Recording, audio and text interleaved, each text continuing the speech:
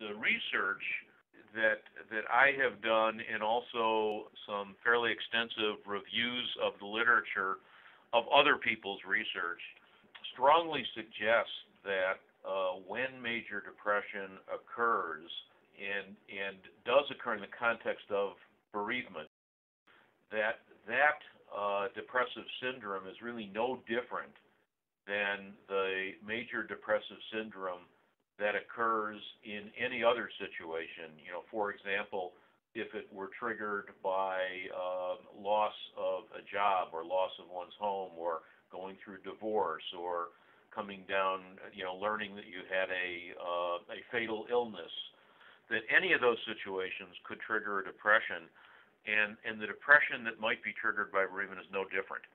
And that's by and large the main consideration that the DSM-5 committee has taken in eliminating the bereavement exclusion. That it just doesn't make any sense, because bereavement as a stressful life event is not different in terms of the depression that may follow it from other life events. The other thing, there have been some other studies looking at if depression does occur in the context of bereavement, that depression tends to be as chronic and recurrent as other depressions. It tends to have many of the same features, many of the same risk factors. The treatment response to antidepressant medication appears to be the same as treatment response to other medications. There are some biological similarities. Even a twin study found that the familiality of those depressions are similar to the familiality seen in other depressions.